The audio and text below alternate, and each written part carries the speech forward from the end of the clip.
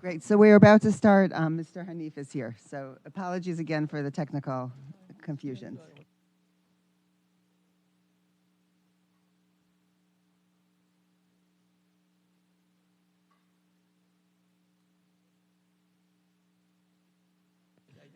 Good morning, everyone. But I already delivered my remarks on the team meeting. They had almost 50 participants. But once again, good morning and welcome, everyone. And greetings from New York to those who are joining us remotely.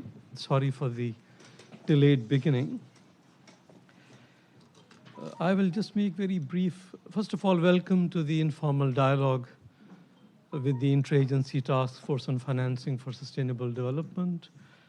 The objective of the dialogue is to engage with member states, civil society, and other stakeholders to get your ideas and thoughts on our thinking so far on the report.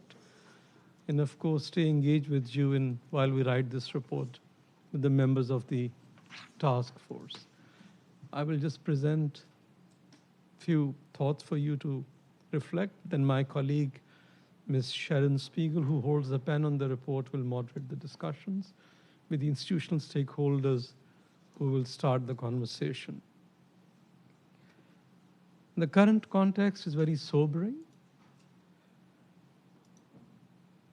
Tightening monetary conditions, the war in Ukraine, inflation, very difficult macroeconomic environment. And countries are going into debt distress. The numbers are increasing. Second point is, what does it mean for the Sustainable Development Goals? And that's where we are all concerned. The SDG issued a SOS call in September for rescuing the SDGs. We have seen reversals in poverty eradication, in hunger, worsening in quality of education, and access to health services. The world is also facing the ravages of climate change. These external shocks are shaping decisions by governments in managing the current crisis. So our third message, we have to rescue the SDGs, but our message is, when you're managing these crises, please do not lose sight of transforming your societies and putting them on the path to sustainable development. Short-term, long-term begin at the same time. They may end at different time horizons.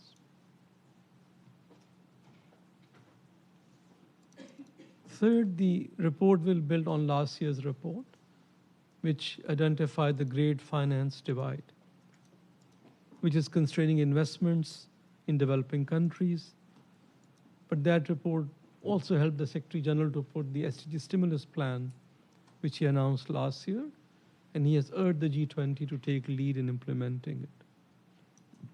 You have also asked us to look at pathways to sustainable industrialization, and the thematic chapter will focus on inclusive and sustainable industrialization that leads to structural transformations. And we believe that once this gloomy macroeconomic outlook is behind us, such industrialization will help us giving resilience to societies to deal with future economic shocks.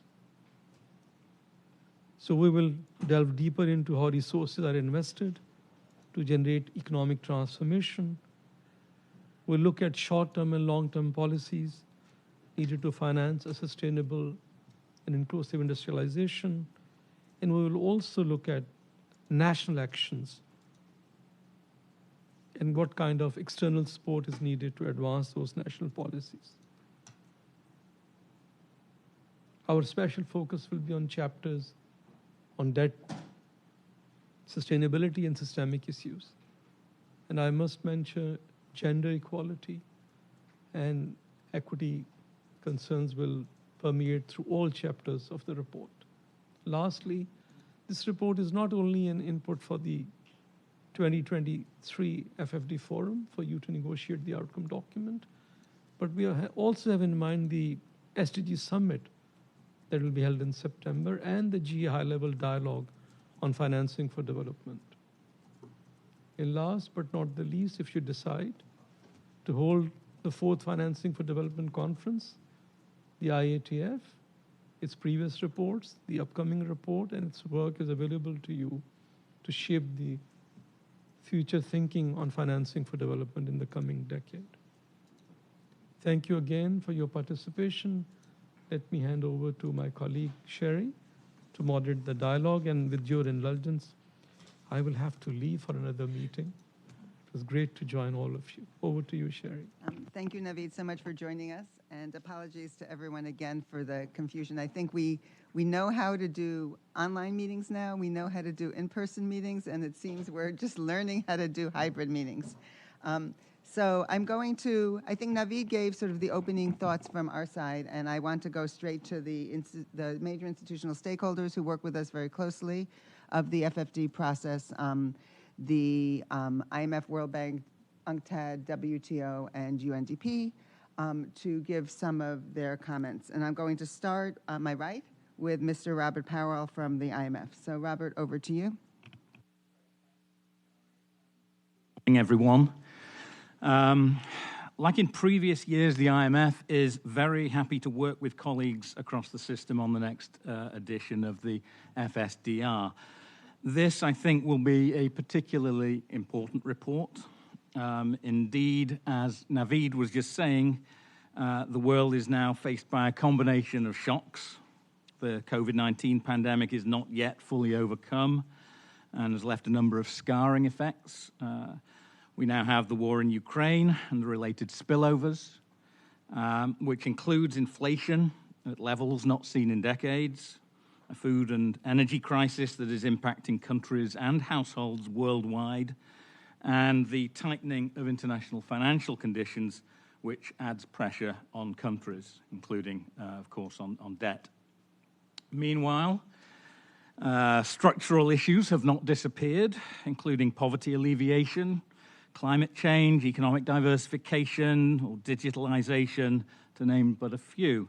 And unfortunately, we've also seen elevated risks of fragmentation. So in that context, we think strong international cooperation is really important, even in the difficult geopolitical context that we face at the moment. Now, I would, and this is just a little advert, I would say for more information and analyses on many of these issues, I strongly recommend that members up here in New York do take a look at some of the recorded events from the recent IMF annual meetings, because there's some very good material, especially on debt and food response, food crisis, etc. That's at imf.org. It's well worth looking at. Now, the IMF is committed to doing its part, of course, working with colleagues from other organizations across the system. Our board recently approved the creation of a temporary food shop window to provide emergency support to countries facing balance of payments needs associated with the global food crisis. And we're working closely with the World Bank, World Food Programme, FAO, World Trade Organization, and others on the food crisis, and are determined to continue to do so. Similarly, on climate change, we're working very closely with the Bank, World Health Organization, and others on the operationalization of our Resilience and Sustainability Trust, or the RST, and we're now moving to effective implementation of this trust to help both low and middle-income countries address structural changes on climate.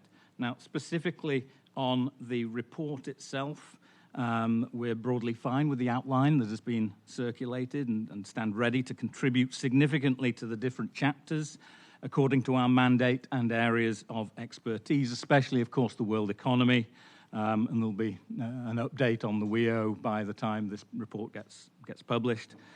Public finance, of course, and debt issues, where we work very closely with other colleagues. The report will need to give sufficient prominence to the global food crisis and the need to scale up the international response to tackle it.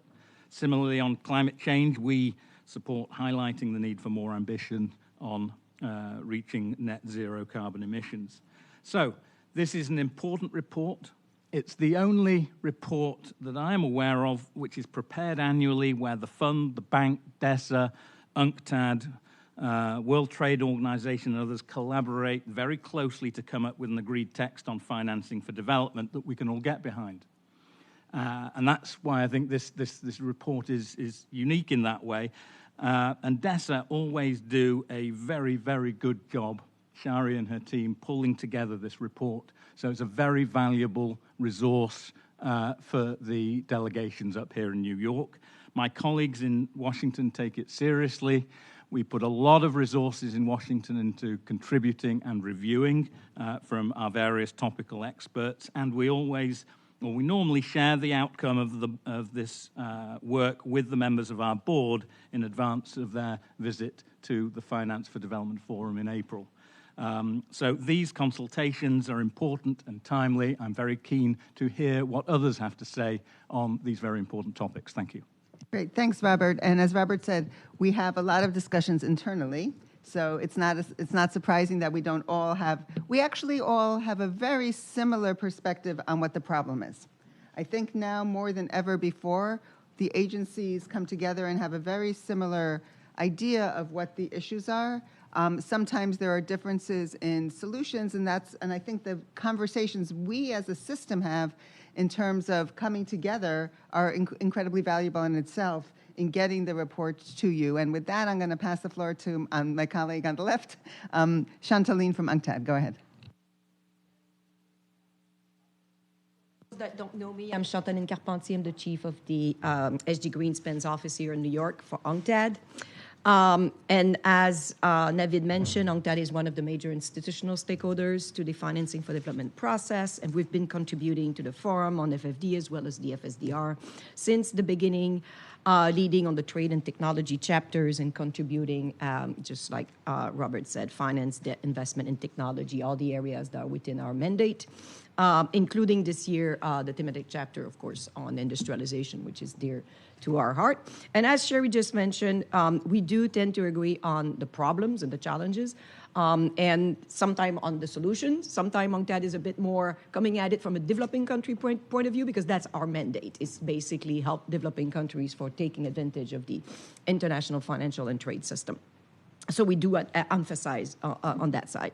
And this year, we will want to work more closely than ever with our colleague from DESA, Sherry, and other major institutional stakeholders, because we want to have the work that we've been supporting under Amina Mohamed, our DSG's work on the Global Crisis Response Group, to be better reflected throughout our contribution to the FSDR.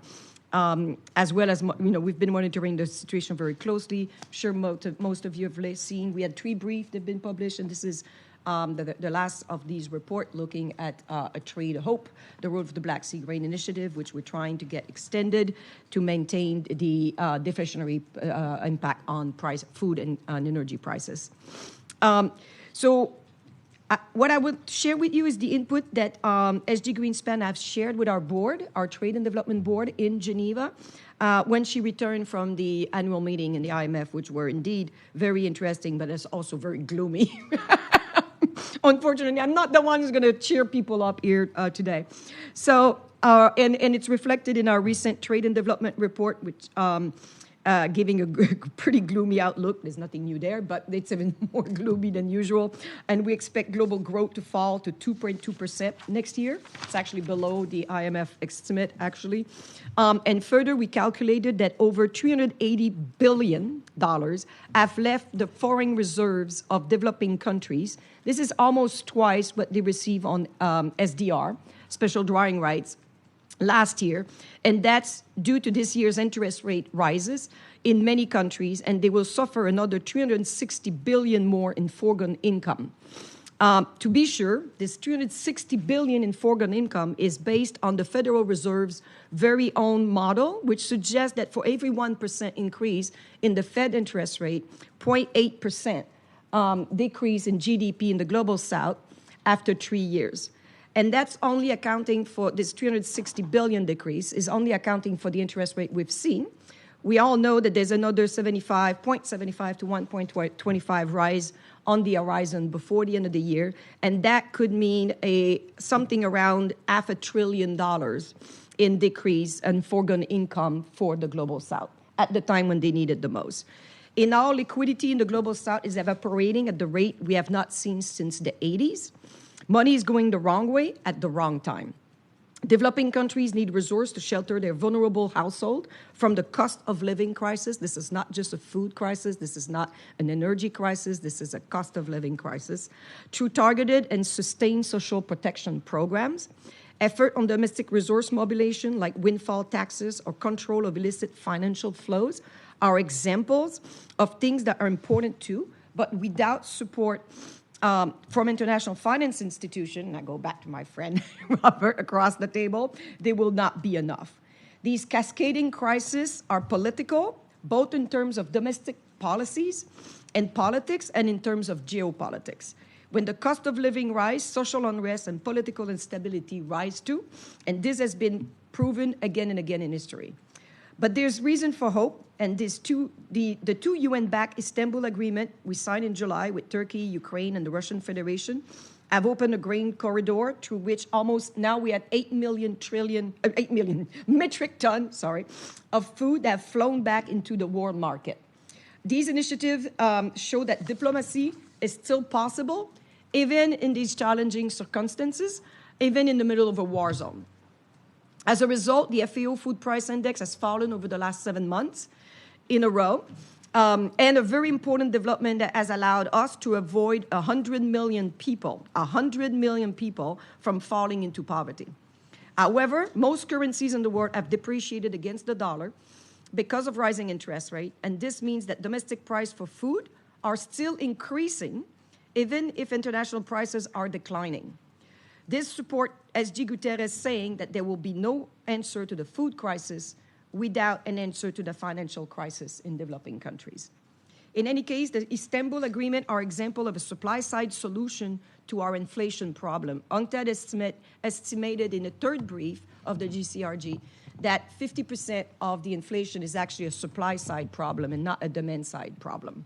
And so we need more of these supply-side responses, including energy and fertilizers, which are key to ensuring farmers can plant enough harvest to feed the world next year. Without trade and supply-side solution to inflation, a narrow focus on monetary policy will only bring down inflation by producing a global recession. And this is an extract from SG Greenspan speak. I'm closing. In the trade chapter, we will thus include, with WTO, we will look into the trade channel for financing sustainable industrialization, the theme of the 2023 FSDR, in addition to explaining the trade trends in the crisis and contribution of trade to the SDGs. We are also closely watching the trends and outcome on commodity market and getting input from our country delegates from the meeting we just had, the 13th session of multi-year expert meeting on commodity and development in October 2022. And finally, on the contribution to the STI chapter, although some of the input dealing with frontier tech could also be relevant to the thematic chapter on industrialization, our input will focus on opportunities for developing countries to catch up technologically and economically through the production and adoption of green technologies and innovation, including for energy transition and diversification through industrialization. And we'll also address the issues of knowledge sharing, IP, and the role of public policy. In the debt chapter, it is difficult to ignore the vicious cycle associated with rising investment requirement for climate change transformation and the implication on debt sustainability. Our contribution will draw on the linkages between debt and climate, which will involve not only exploration of increasing momentum to include climate consideration into assessment of debt sustainability, but also these considerations should be part of debt resolution, design, and discussion. Thank you, Madam Chair. Great. Thanks so much, Chantaline. And so some of the issues, you can see the thread of industrial policies in a sense, because as Chantaline was talking about the investment needed in food and energy sectors and in clean energy, that we know that's not going to happen on its own and it needs government support. And so that thread of what the role of the state is and then how the international community can support countries to do this that can't afford it on its own is going to be a line through the entire report. And it's really going to build on last year's report where we highlighted the financing gap. Before I go to the financing gap in the sense that some countries the great finance divide, where some countries are able to finance sustainable development and the response to the crisis, and others are not. And how does the international community support those countries that are not, because every country needs to do this now. And needs the support to be able to do it, or at least needs to be able to do it. So the second thing, before I go to my colleague George, I just want to add that, again, thinking of the role of this task force, I think that all of us in the UN system that support the Secretary General, we all do think, and we all are thinking about it from the role of developing countries. So there are some global issues we think about, like climate. But in general, the whole entire UN system then thinks about what is the impact of that on developing countries, and then how can developing countries respond. So I think, again, we're very aligned on that. I think the beauty of the task force is that you do have different perspectives, and in a sense, working with the colleagues in DC, they are working with finance ministries, and we in New York are working more with foreign affairs ministries. And as I always like to quote my old mentor, Joseph Stiglitz, who used to say, finance is too important to leave to the finance ministers. And so we really need to bring in voices and different ideas, because that's going to help all of us better understand how to support developing countries at these moments, as well as how to address some of these big global problems like climate. And with that, George, my colleague from UNDP who's on the line, George, over to you. Thank you so much. Greetings, colleagues. It's great to join this informal dialogue. I would like to start by saying that we're very happy with the outline that was submitted for the FSDR 2023. We very much support the thematic chapter theme, which is financing sustainable and inclusive industrial transformation. I wanted to make a couple of points supporting what has been said by you, Sherry, and also by colleagues from UNCTAD and the IMF. One is that it's very good to think of this in the broader context of structural transformation. And I think that what we've seen over the past few years is the need for us to take a developing country view and reflect a developing country view on decarbonization, on digital pockets of growth, from a structural transformation point of view, thinking about the new dynamic pockets of growth in developing countries.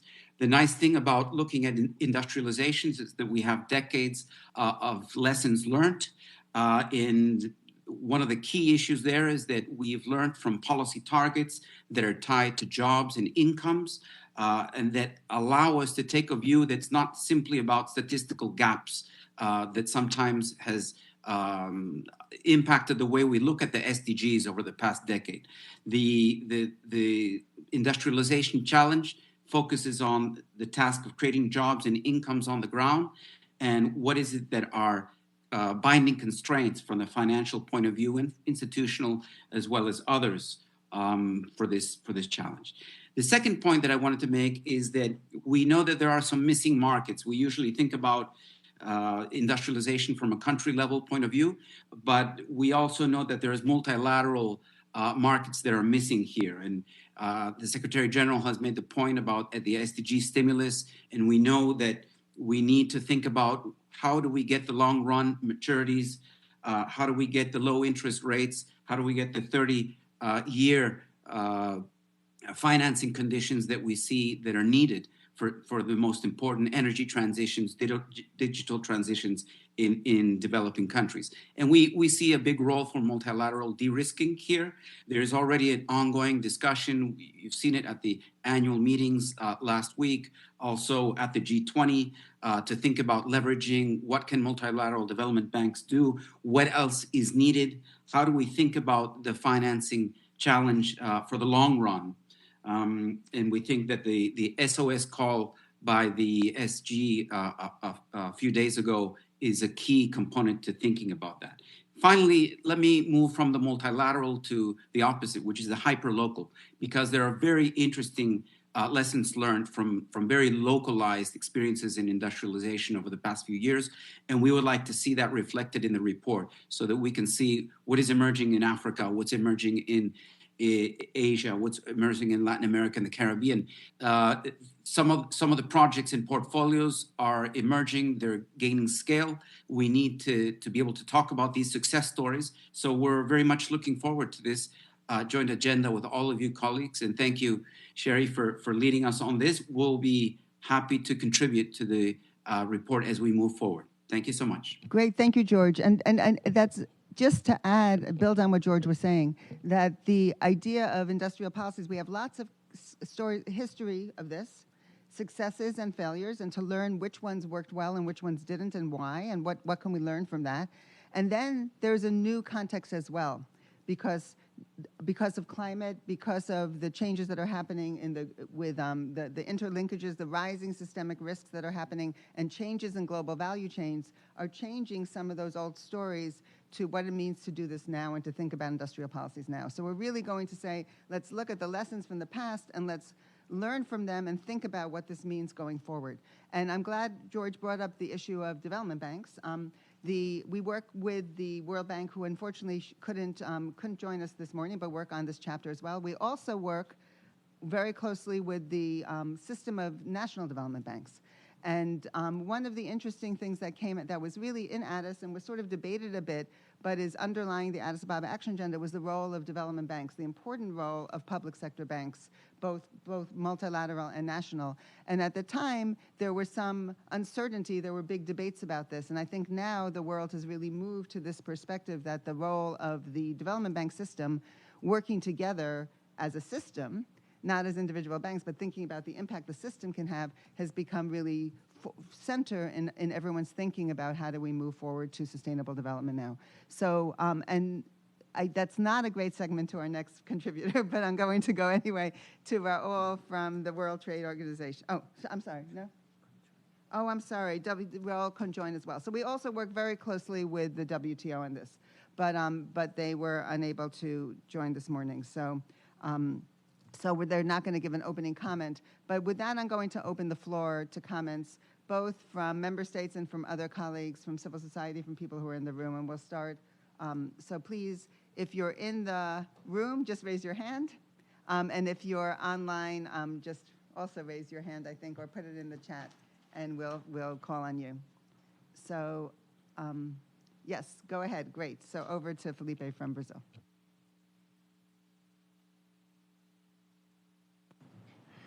Thank you, Sherry, and thank you, colleagues, for your presentations. I find these IETF briefings and meetings extraordinarily enriching.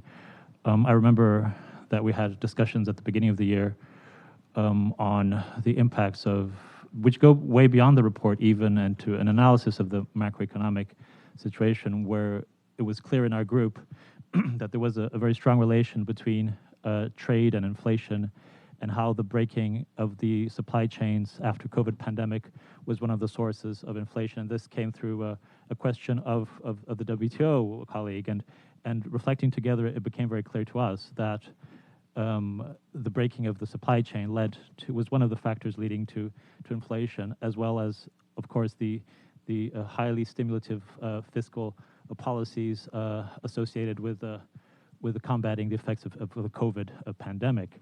We're in a different world now, where we are going to a decrease of international liquidity, and UNCTAD pointed out how this is already having very, very negative effects on developing countries. We welcome the focus on industrialization. My delegation has often made this point in our interventions in 2C and ECOSOC and other fora for economic debate. There's a need to increase the productive capacity, especially in the global south, to be able to exit this situation, or else it will be only a reequilibrium based on contraction, on decreasing the demand, and that can have very, very negative social impact. So yes, we completely agree with the focus on industrialization. Now, the problem is we will seek to implement these policies in a context of reducing liquidity, of increasing interest rates. And so it's going to be very, very difficult for developing countries to achieve. On a wider scope, this group exists following Addis Ababa. So we have a follow-up process, which is FFD Forum. We have the IETF, which produces the reports. and yet, there's a huge frustration with regards to what we can actually achieve in terms of financing for sustainable development. In terms of ODA, this is a promise that goes back to the 70s. Even when we have something that, a quantity that is established, when we have a timeline that's established, such as climate financing, the 100 billion, still it doesn't come through. So perhaps we need to analyze the decision-making process. I'm not saying we should have this in the report, but why can't we get this done? Why can't we get this done? CIPRI tells us we have $2.1 trillion spent in defense every year, and this was even before the Ukraine war. So I think the world needs to do some serious reevaluation with regards to where resources are going to, or heading to. So coming back to the report, yes, we very much agree with the focus on industrialization. We think there could be perhaps an analysis on the role of public financing for research. We talk a lot about technology transfers, but when I step out of this room into the next room to discuss the resolutions, all the hands come up, just no, this has to be voluntary, this has to be mutually agreed, and all the million caveats, and in the end there is no technology transfer at all, regardless of voluntary or not voluntary. So it's not happening. It's not happening. So perhaps to have more research done with regards to financing for development. The two good examples that my country has, for instance, is Embraer, is our plane maker, which the Air Force created an institute for research in aeronautics, and this was linked to our producer, our airplane producer, Embraer, and this has produced lots of good results. Same with agriculture, with Embrapa and the research that's associated. So perhaps a bit of a reflection on this. And just finally, I won't take the floor for much longer. The issue of markets, of having open markets. I think this was a huge a motor for development for the dynamic economies of Asia when globalization was more open, when trade was less politicized. And I think it has to be very clear that the trade policy of developed countries doesn't undo what their development policy is doing. I've lived this myself as well. When we go to trade negotiations, the northern countries are very, very tough. They're very, very difficult. They won't put the products that we need on the table, and in the end we have a system that does not benefit developing countries. So those were the comments I wanted to make just to open this up, and thank you once again for these excellent presentations and for allowing us to have this very enriching discussion on these topics. Thank you so much. Thank you so much, Felipe. And I mean, you're hitting on so many of the issues that are we're going to think about in the report, including clearly it's a challenging environment. So we're talking about these long-term policies, but there's an immediate crisis.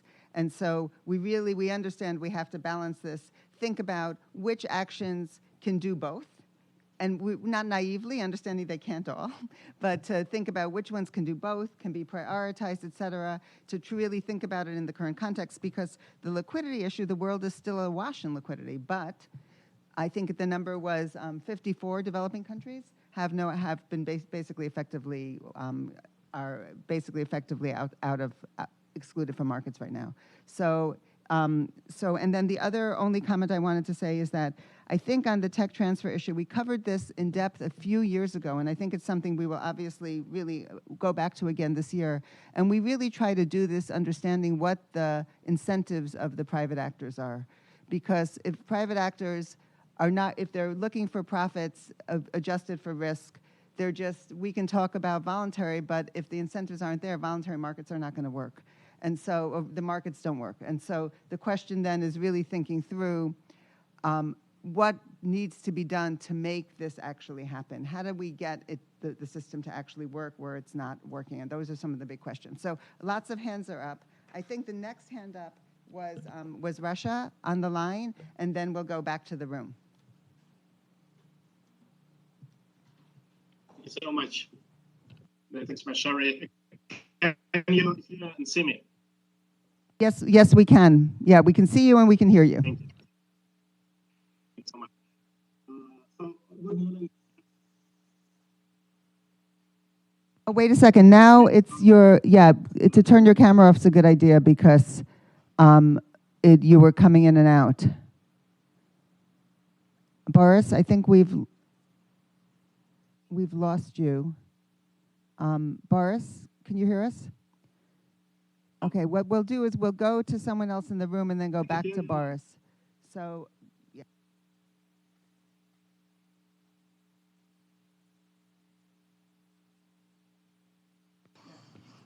Thank you, and thanks to the various presenters, Chantal and Robert, for their insightful presentations on what will be in the report. My focus really is on domestic revenue mobilization. I would like to know, what would, I don't want to preempt what will be in the report, but what are you thinking, what's the thinking behind the chapter on domestic revenue mobilization? Since we know that that's one of the main pillars of FFD. And because when you look at the current context, in terms of debt servicing, in terms of all these crises that is going on now, and the post-COVID effects. So how do you expect, especially low-income countries, to, revenue, to mobilize revenue when half or more than half of the revenue is going to debt servicing, more than half of the revenue is going to, emergency situations, humanitarian situations, dealing with all those kinds of things. So that's revenue lost for me, if I would put it that way, because they do everything, tax reform and all those things, to mobilize revenue, but at the end of the day, it gets back to a situation where this money is actually being spent on down a hole virtually, and nothing really comes out from that. And then, as Felipe has indicated, you are expecting, international assistance and help, ODA and stuff, and that too is now being diverted to other emergency situations and all those kinds of things. So what's the thinking behind domestic revenue mobilization and how we can, resolve that issue? Thank you. Great, thank you. And we'll take a few more thoughts. So Boris, I think you're ready. Do you want to try again? Yes.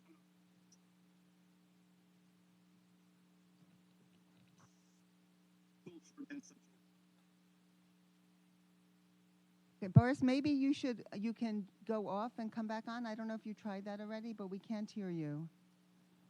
In the meantime, maybe, sorry? Oh, you can hear?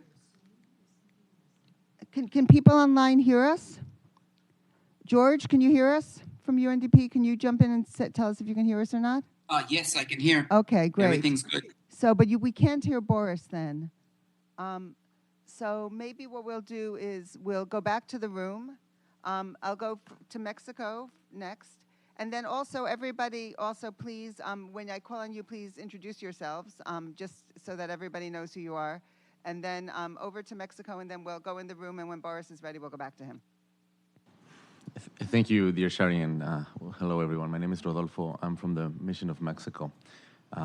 First off, just want to thank Dessa and the team at UNCTAD and all our colleagues, the IMF, World Bank, for convening this meeting and to show us the outline of what is shaping up to be a very important FSDR report.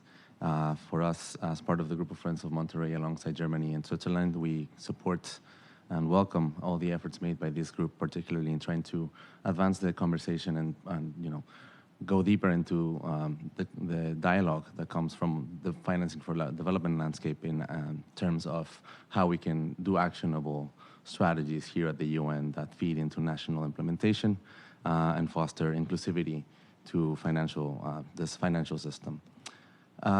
On our side, we welcome the report. We are very pleased with the thematic chapter. Financing and industrial transformation is something that many delegations have called for over the past 4 years. I feel like I share some of the frustration that my colleague Felipe shared previously, having been here with the process for 3 years.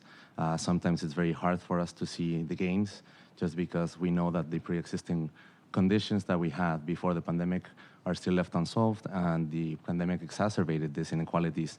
So sometimes just achieving something can be seen as not as a very positive outcome, considering how far behind we are in achieving the 2030 agenda.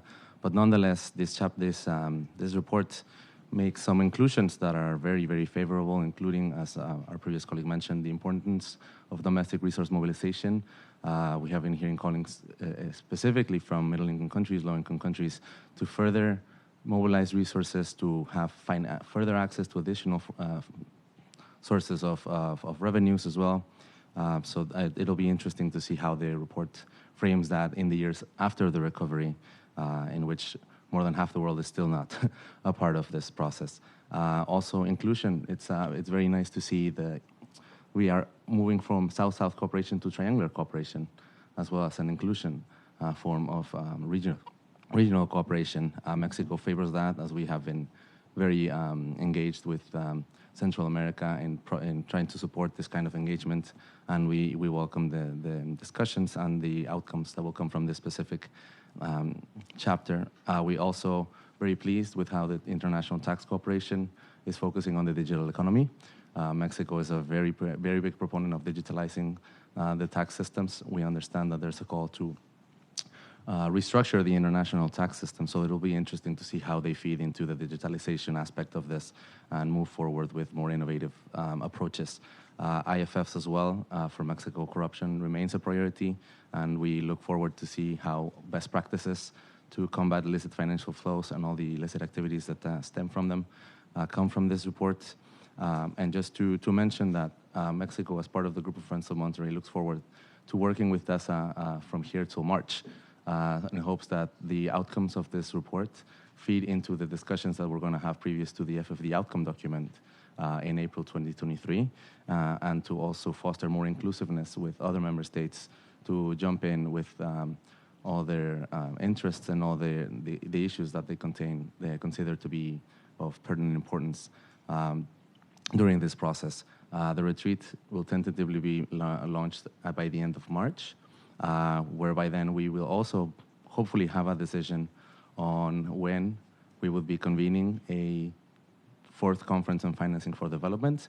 So the report is a key aspect, as ASG Hanif said very well, that will feed into what this potential conference will look like when we have it in 2025, 2026.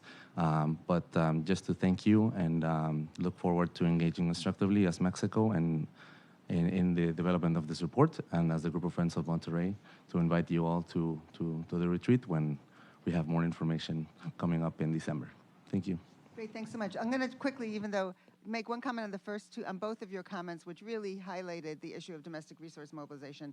And I think, and the challenges in this current context where tax revenues are low and we need financing, we need money, public finance more than ever.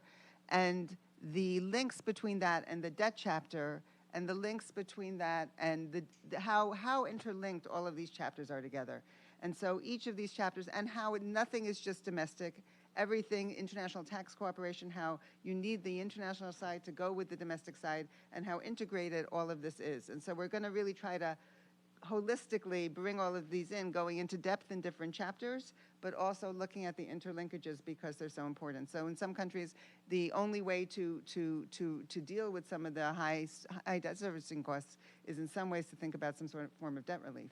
And how do we get there is one of the challenges. So quickly with that, over to our colleague from Pakistan. And please, everybody, just especially those, since I don't know everyone's names, to introduce yourselves before you go. So go ahead. Thank you. Thank you. Thank you, Sharon. My name is Imran. I'm counselor at the Mission of Pakistan. I think, first of all, I would also echo what Philip has said. I think after being so long in the process, it's inevitable that you don't get frustrated. So I think frustration is obvious in this process. And I think we had a long discussion even during the pandemic, before pandemic, after pandemic.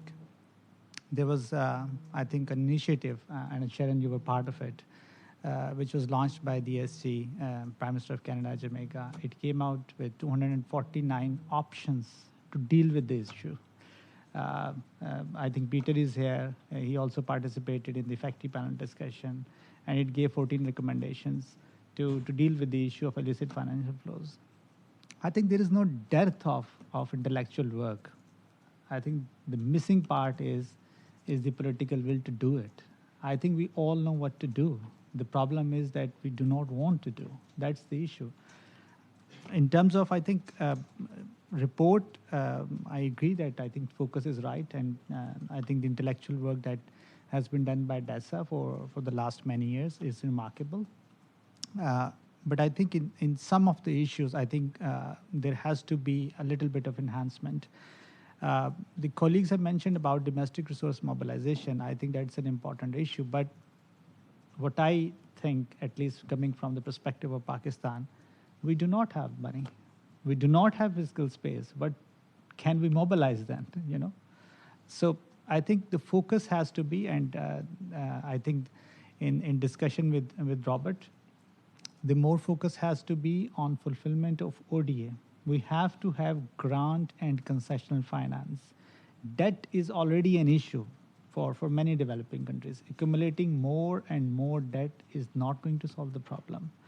Either it has to be waived off, some part of it at least, or in terms of, for example, in SDRs too. If SDR is also debt, if we use it, if we don't touch it, it's fine. If we touch it, it's debt. So, and even for the SDRs, 650 billions were created. That was historic allocation by the IMF. But 400 plus has gone to the countries which basically do not need it. So I think there has been at least a year, more than a year, that the developing countries have been asking for rechanneling of the SDRs. It hasn't been done. So I think that's one of the issues that probably we need to focus. In terms of debt, the interrelated, I think, issue is the role of credit rating agencies. UNCTAD has been very focused on that, and I think the report, Trade and Development report, asked for a public credit rating agency. Developing countries support it and support this process, but I think in the IATF report, it's more about how to improve the current regime. I think that, of course, is an issue that probably has to deal with. We can improve it, but at the same time, I think some rationale has to be there to understand their work. We all understand the issues right now, the financial crisis, in case of Pakistan, natural disaster as well. But still, we cannot touch our debt. If we touch it, then our credit rating will go down, and then we are off. We are off the table. So that's also one issue I think you need to perhaps focus.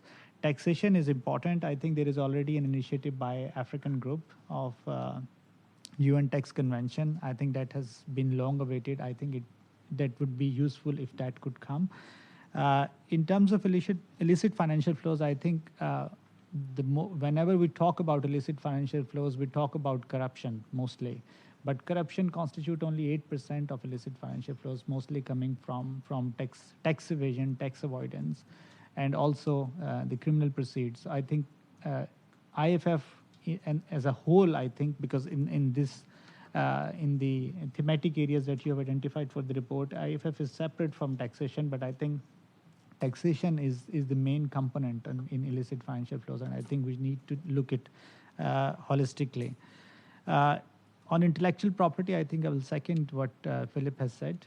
Intellectual property rights, I think these are at one point they are favoring the SDGs, but at some point I think they are also hampering the progress in some of the countries, particularly related to health and those intellectual property rights which are linked to the SDGs. I think some mechanism has to be there in order to finance, maybe through ODA, maybe through SDRs, to make these IPRs available to the developing countries so that they can also produce locally. Thank you. Great, thanks so much for those comments. And certainly on illicit financial flows, we think of it as the umbrella with tax as one of the three main components of it, and then go into a large discussion on tax in the report, which is, of course, linked up to the illicit financial flow discussion. So we completely agree that we need to incorporate all of these aspects. I want to go to FAO now. Of course, we have many of the task force members in the room. It's not just the 5 institutional stakeholders, and I know FAO has to leave in a second. So FAO, over to you. Thank you, Madam Chair. I hope you can hear me well. Thank you very much. I would like to raise 3 issues that we consider of fundamental importance for this report. First, as many speakers before us have mentioned, we consider that the report should pay particular attention to the issue of financing to prevent and deal with food crisis. The world has experienced three major food crises in the last 20 years, with dire consequences for the most poor and the most vulnerable. Therefore, financing mechanisms which would prevent such crises and deal with them have to be sharpened quite significantly. During the last food crisis, the FAO has proposed an import financing facility to help low-income countries to increase availability and access to food, avoiding food shortages and exorbitant prices. And we believe that this type of mechanisms should continue to be advanced.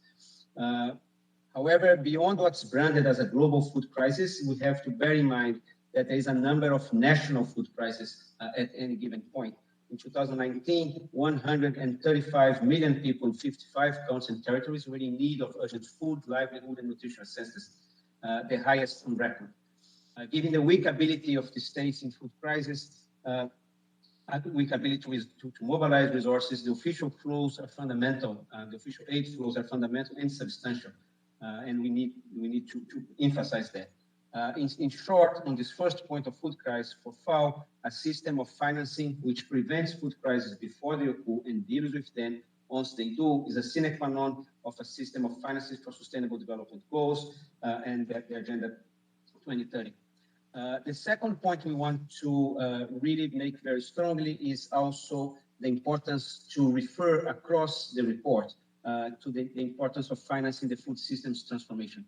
We believe that's extremely important. We have had the Food Systems Summit recently, and we believe that, as we have mentioned on the 2022 session of FFD, that's critical that we use food systems to achieve economic, social, and environmental sustainability, which require decisive policy shifts and change in the system of finance for food systems transformation.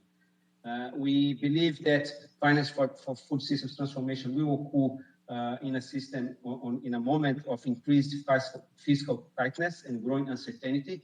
Therefore, public funding from domestic resources and international partners will have to play a catalytic role in raising private capital. Public expenditures will also have to be moved away from wasteful subsidies towards public goods, reducing uncertainties and investment risks, collecting and disseminating data, building capacity, and supporting targeted programs. It's also crucial to promote green and sustainable finance for food systems actors through a diverse range of financial instruments and mechanisms. For an equitable transformation of agri-food systems, special attention should go to small-scale actors and MSMEs. And the final point we want to make is the importance, and I think it has been mentioned before, the importance of connecting industrialization with sustainable food systems transformation. In our corporate flagship report, State of Food Agriculture in 2017, we dealt with the role of food systems transformation in the overall economic transformation. And while every country is in a way a special case, it seems to us that the road to sustainable industrialization, which will leave no one behind, goes through sustainable agricultural, rural, and food systems transformation. Rural areas is where the bulk of poverty resides, and food systems are the main source of their livelihood. There is an enormous untapped potential of food systems to drive agro-industrial development, boost small-scale farmers' productivity and incomes, and create off-farm employment in expanding segments of food supply and value chains. Actions on food systems will have a wider implication and will pave the way for inclusive industrialization, one of the key themes of the 2023 FSDR. So we just want to emphasize those 3 points and say that FAO stays ready to support the process on the best of our abilities. Thank you very much. Great, thank you so much. And FAO is always a member of the task force and always has contributed. And this year, your contribution is really at the heart of the report in many ways. So thank you. And I'm going to go now. Try again for Boris from Russia. We'll try one more time. Boris, let's see if it works.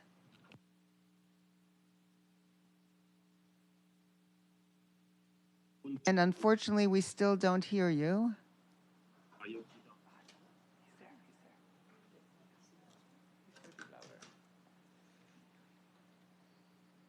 I can't hear. Can you guys hear?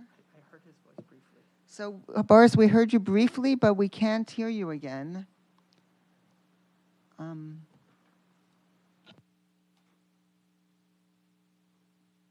you hear me now?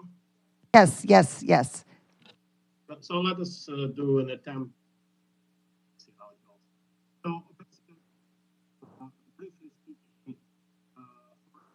Oh, we can't hear you again. We heard you for a second. Okay, probably I'll submit our statement and proposals in writing right now. Okay, great. You have a submitted writing. I couldn't hear that. So thank you for that. And apologies for the technology not working well enough. And I think it's our colleague Hashim is next on the list.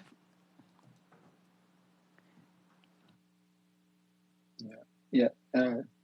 Good morning, colleagues.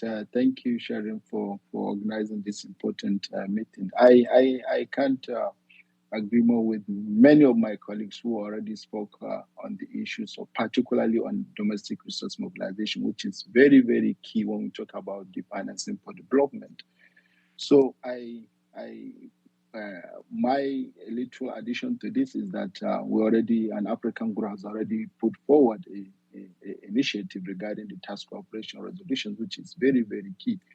And what we intend to do, I guess, if the financing for development, like you already mentioned, is one of the components when we talk about the financing for development in the domestic resource mobilization. So one thing I really request the report, maybe like other colleagues request, that it is important that we do have note that this tax issue is very, very key, and it is something that we really need to make sure that, because there is some other issues that if you can look at it, if you look at the extractive sector alone from the African countries, a lot of money were lost, and I request in the report if it will really highlight the volume of what the most of the developing countries are losing in terms of tax.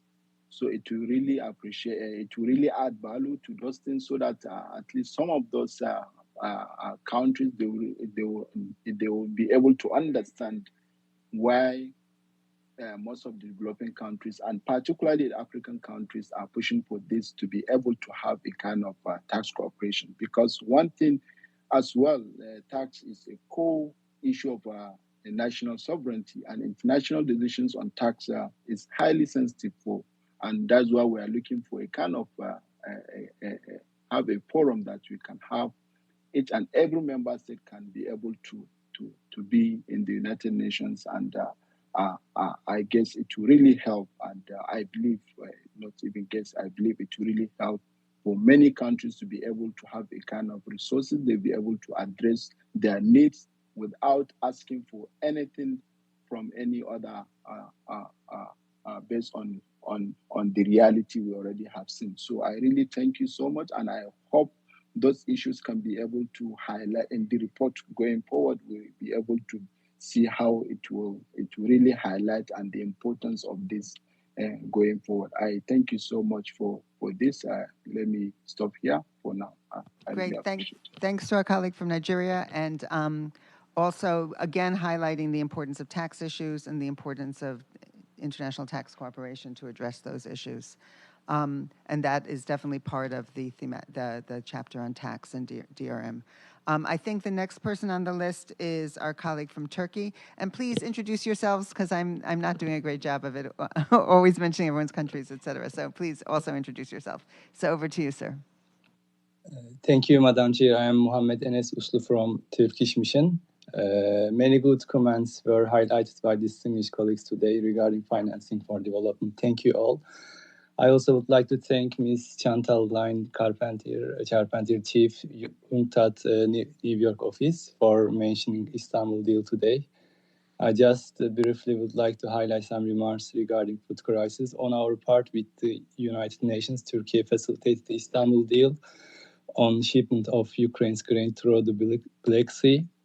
We would like to highlight that two major objectives of the deal are already being achieved. It's making grain available for global markets, and secondly, it helped bring down the global food prices, with prices dropped by 8%.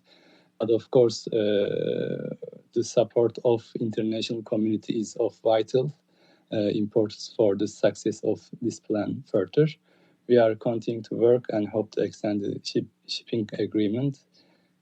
Thank you. Thank you so much for those comments. Very helpful input, and we're all busy writing these down as well so that we'll have them for the task force discussion. I think that again, if there are any task force members, please, and who want to intervene, please also feel free to raise your hands. And I'm going to now go to Anita Thomas from Civil Society.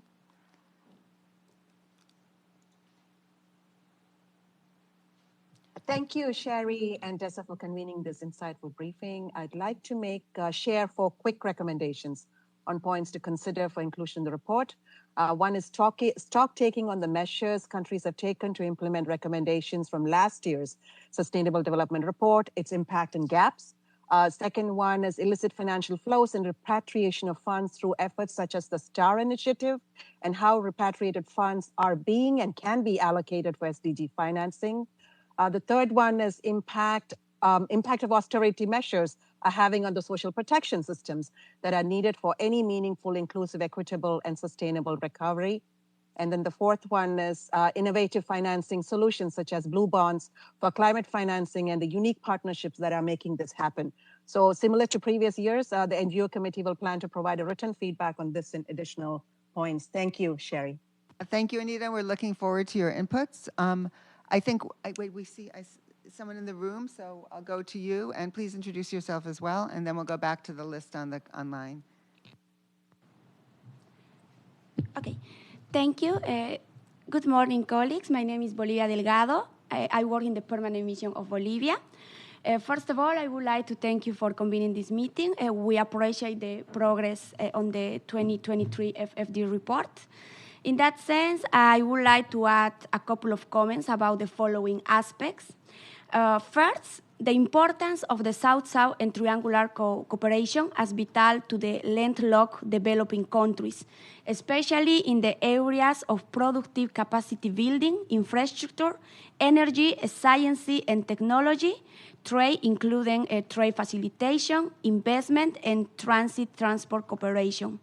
Second, the role financial institutions and multilateral and regional banks in collaboration with other stakeholders, including the private sector, to make investments in addressing gaps in energy, information and communications, technology, e-commerce, and infrastructure.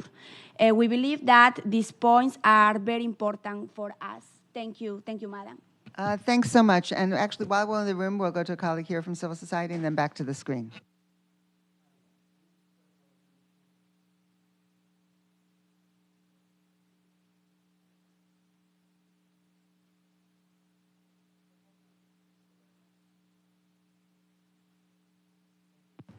I'm Fred Sullivan from Man Up Campaign. I'm also in Finance for Development.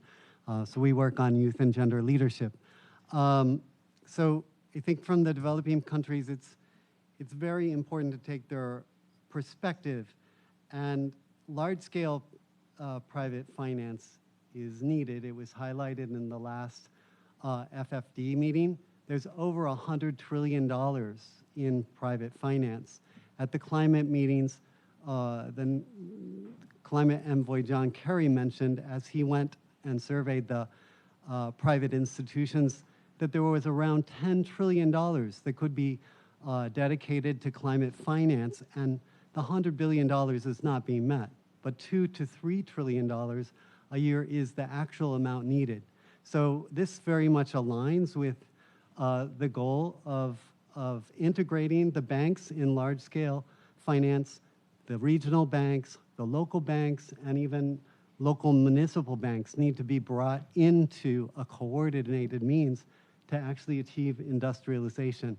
But it all must flow with more ways that the private sector can get engaged. So I think that concessional finances and grants, of course, have their place, but this blended finance is really important. So new assets, such as maybe an annual issuance of SDRs that could go onto the balance sheet, reforming or cleaning up natural capital accounting and including natural assets on communities' balance sheets. The SIDS are under high pressure.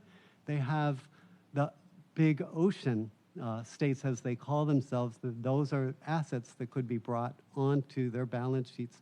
I think youth's future is being highly discounted in our business as usual calculations. And so really investing in their economies and their social protections in the SDGs, through the SDGs, and really unleashing the power of youth innovation, technology, and bringing women into the labor force, because that's the most important. So a GDP per capita allocation of these SDRs, the formula needs to be changed to something different. And debt resolution is highly important. If you're unleashing all this private money, there's public and private money. It needs to be, there needs to be a facility or mechanism developed to resolve these more complex debts and allow this money to move. So really thank you for the opportunity. And digital, I think a lot of the digital registries or distributed ledgers are ways that the natural capital can be bought on, and I think that could be added to that one. Thanks so much, and you've really hit on important issues from across the report. I almost can't help but say something on blended finance because it's been on the agenda, Addis, since some of the discussions in Addis, and hasn't gone very far. And maybe that's partially because we're not doing it right. And so there's this importance, I think, of understanding how does blending work. There were principles laid out in Addis about doing it fairly so that the public sector doesn't over-subsidize the private sector. And so I think we need to go back if we want to, as the agenda is focusing on leveraging private finance in some circles, we need to think about how is it done right. How is it done? If you try to maximize the leverage component, then the money is not going to go to the poorest countries in need. So you really need, it's not about maximizing dollars and maximizing leverage, it's about development impact. And how do you use public money to have a development impact? And I think we need to rethink a little bit how that's going. But with that, I'm going to pass it to the next person on the list, who I think is Ashok, also from civil society. So over to you, sir.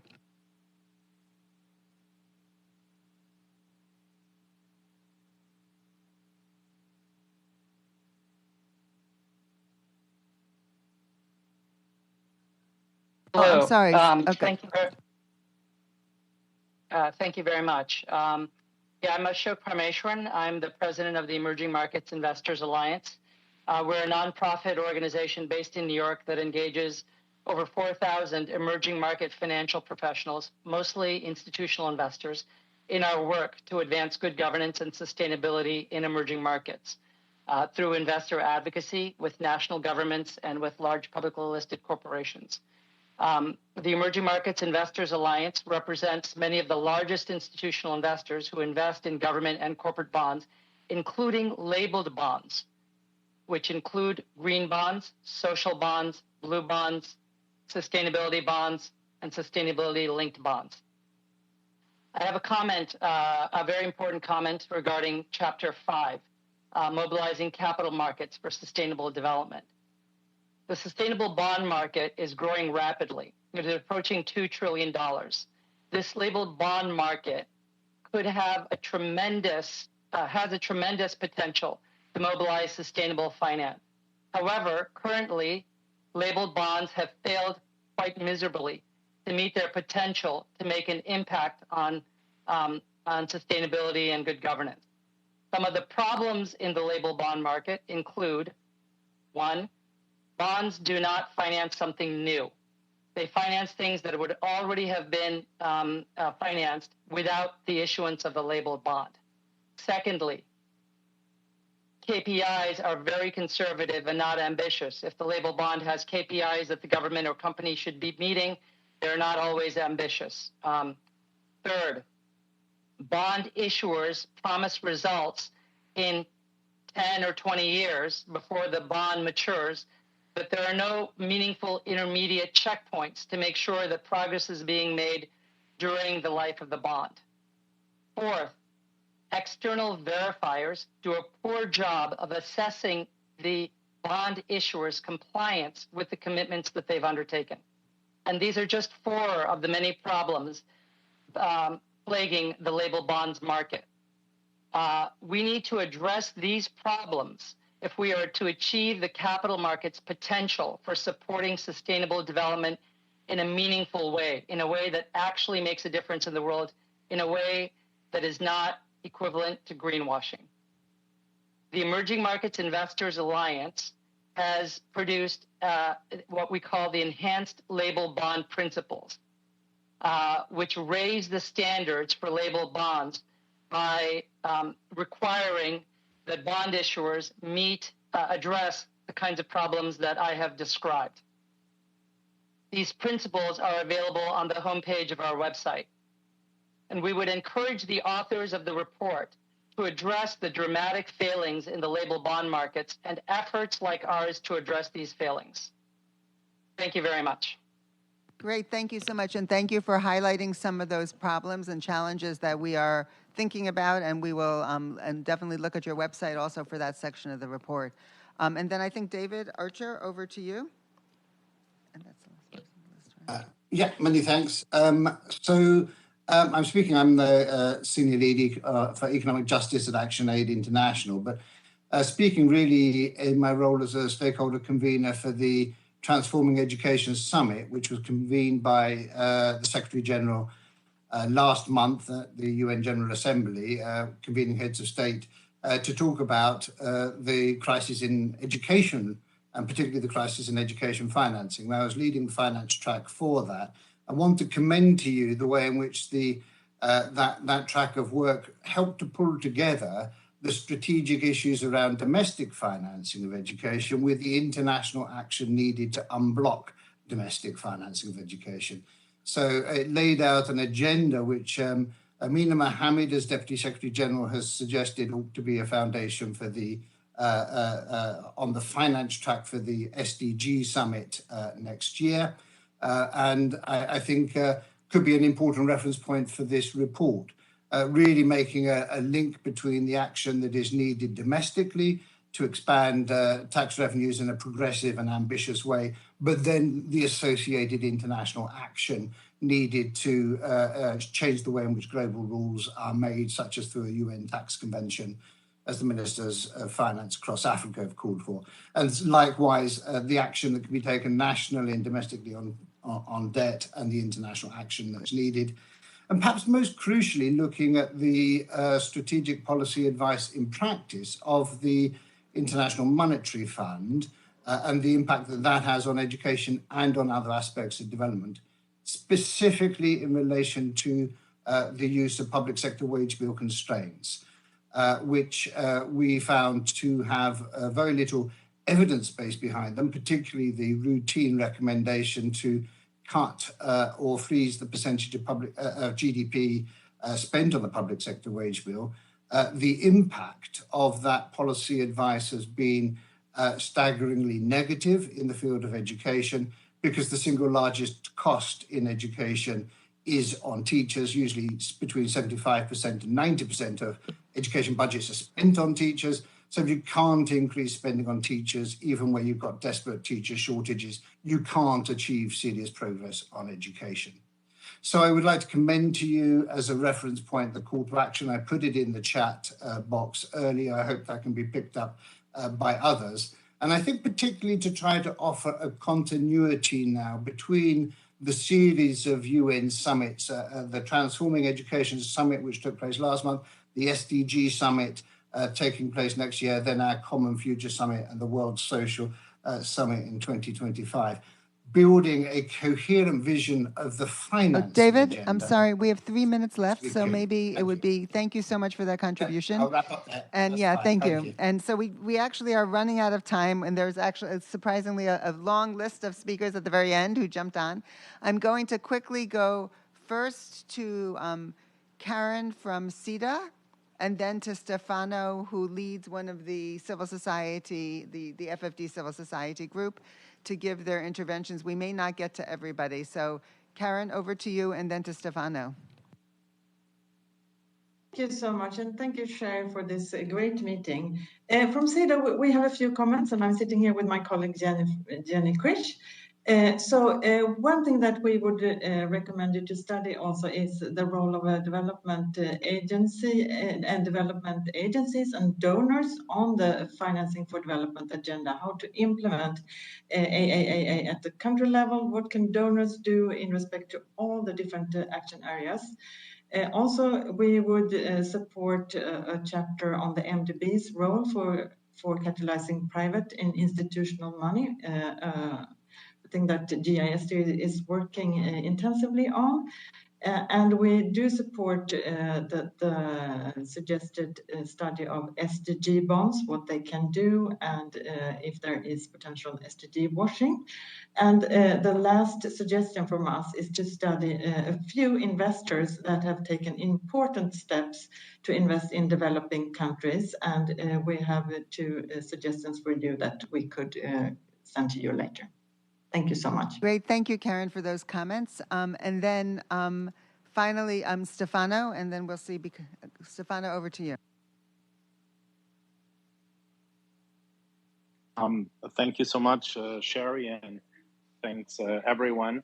Apologies if you cannot hear me extremely well, but I am speaking we hear you. out of I'm speaking while traveling, so. I think on behalf of the Civil Society Financing for Development Mechanism, as always, we will submit articulate comments in writing on the outline. The only comment here for the short time is that we really welcome the focus on the real economy and on industrialization. At the same time, we would really encourage the task force to focus on the systemic determinant of the deindustrialization or limited industrialization, independence and limited diversification, because ultimately it is precisely those systemic challenges to economic strategies that unfortunately have not been really stimulating the growth of the local economies and the global domestic and the local demand. So it's important to look, yes, so what countries can do in the current situation, but at the same time be very clear.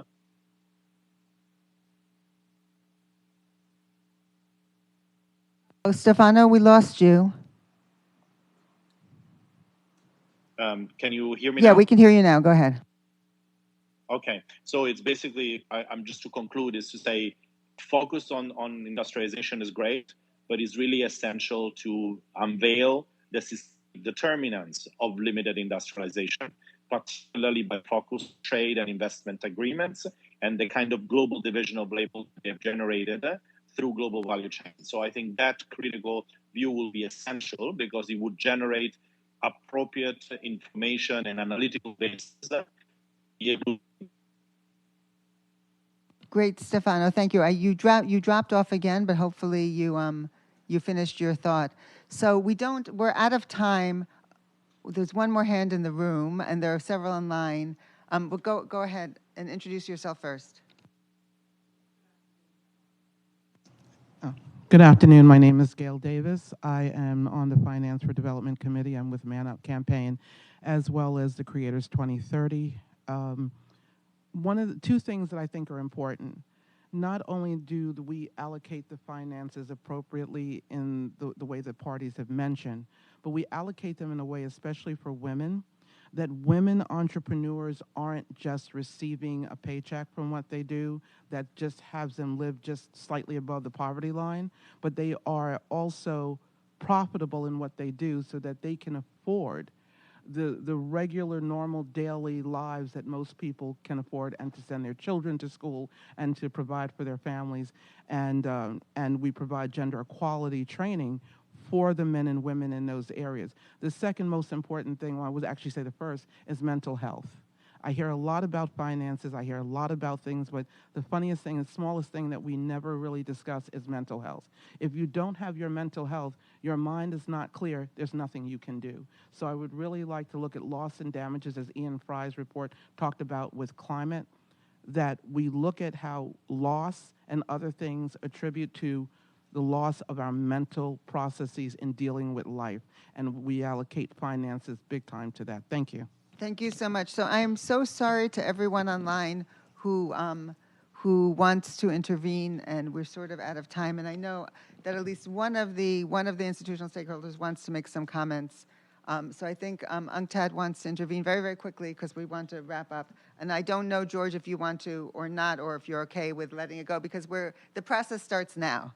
So we are in the process of drafting the chapters, putting it together. We're going to take everybody's thinking, incorporate it into the thinking. But Chantaline, very quickly over to you, and then we'll close it up. Thank you so much, Sherry. And I just want to get back to the domestic resource mobilization and the special economic zone, which the Russian Federation mentioned in his comment by email to us. So on domestic resource mobilization, it was mentioned, different organizations work with different ministries. UNCTAD works with the trade and finance ministries. And what we do, one area where domestic resource mobilization has been harnessed right now is through trade finance, and that's basically by modernizing of customs. And so we do the productive capacity gap assessment, going back to the Brazil comment on productive capacity and others. And then one of the major one that comes first in the sequencing for productive capacity is the updating of the customs as well as the port authorities. So I just want to mention that, as well as the investment facilitation in special economic zone, and we'll just discuss with you, but to address the Russian comment. Right, thank you. And thank you, Boris. We've received the email, so thank you for sharing that, and we will share it with all the appropriate partners working on those chapters that it's relevant for. So I'm sorry to have to close up. We want to keep hearing everyone's thoughts as we move forward. We will probably have another briefing, but not until much later in the process. And so if anybody has thoughts, we are here. We'd love to hear your thoughts, so please share them with us. We look forward to the civil society joint input that we receive every year. So that's always very important for us to receive that. And the outline is posted online for people to see, to comment on, and we are here, and really we want to continue this conversation as much as we can going forward. So thank you all so much for participating, and looking forward to a really great collaboration as we move forward. Thank you.